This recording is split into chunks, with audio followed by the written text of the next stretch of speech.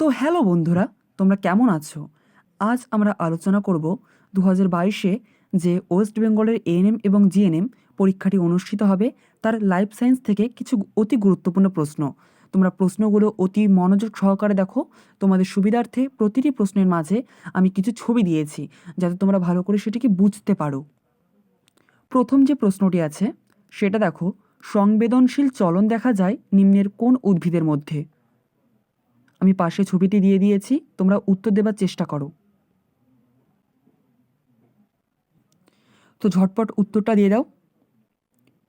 সংবেদনশীল চলন দেখা যায় অপশন সি, লজ্জাবতী গাছে। তাহলে সংবেদনশীল চলন দেখা যায় নিম্নের কোন উদ্ভিদের মধ্যে? লজ্জাবতী গাছ। দেখো আমি সাইডে চিত্রটি দিয়ে দিয়েছি, তোমরা ভালো করে দেখে নাও। নেক্সট যে 2 নম্বর প্রশ্নটি সেটি একটু দেখো। 2 নম্বর প্রশ্নটি আছে, আমাদের দেহে ভারসাম্য নিয়ন্ত্রণ করে মস্তিষ্কের কোন অঙ্গ? তোমরা উত্তর দেওয়ার চেষ্টা করো।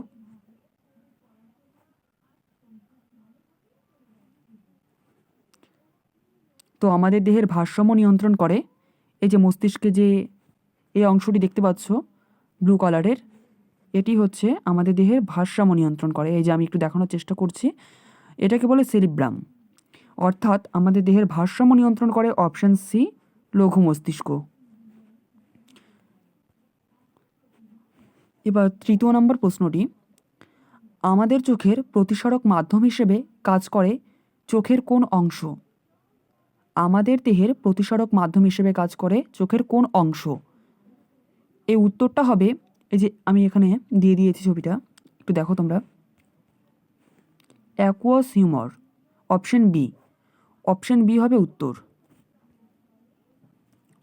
অপশন বিটা আউট করো, অ্যাকুয়াস হিউমার। এই যে aqueous humour.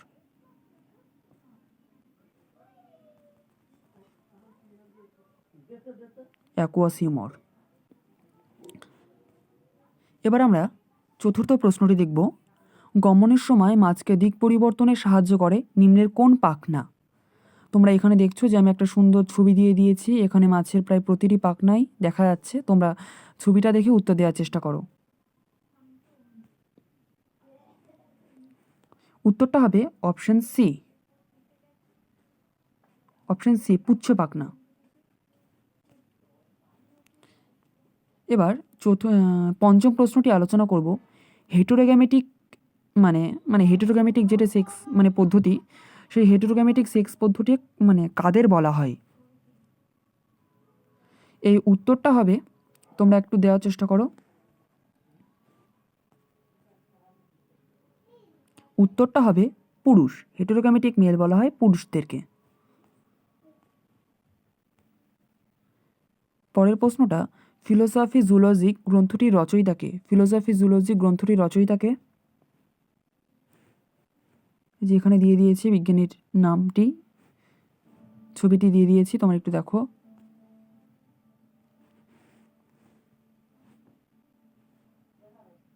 Lamarck. Option D. Option D হবে ল্যামার্ক। পরের প্রশ্নটি, আধুনিক ঘোড়ার আবির্ভাব হয় কোন যুগে? আধুনিক ঘোড়া আবির্ভাব হয়, এই প্রশ্নটি তোমরা কমেন্ট বক্সে কমেন্ট করবে। উত্তরটা আমি এখন বলছি না, আমরা নেক্সট প্রশ্ন চলে যাচ্ছি। নেক্সট প্রশ্ন, ডিএনএর সম্পূর্ণ রূপটি কী? ডিএনএর সম্পূর্ণ রূপটি কী? কমেন্ট করার চেষ্টা করো। ডিএনএর সম্পূর্ণ রূপটি কী? কমেন্ট করার চেষ্টা করো সবাই। Option C. Option C.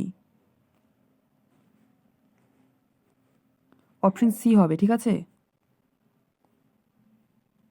পরের প্রশ্নটি, মায়োটম পেশি দেখা যায় নিম্নের কোন প্রাণীর মধ্যে? মায়োটম পেশি দেখা যায় নিম্নের কোন প্রাণীর মধ্যে? এটাও তোমরা কমেন্ট করে জানাবে।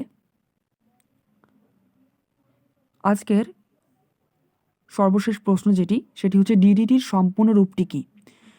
ডিডিটির সম্পূর্ণ রূপটি কী? কমেন্ট করো।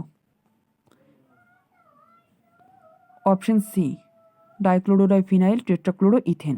এই যে এটা হচ্ছে ডিডিটি। তো আজকের মতো এখানে এই ক্লাসটা সমাপ্ত করছি। পরের দিন আবার দেখা হচ্ছে নতুন একটা ক্লাসে। তবে যে সমস্ত হোমওয়ার্কগুলো দিলাম দুটো, সেই দুটো প্রশ্ন কমেন্ট করার চেষ্টা করো। তো বাই।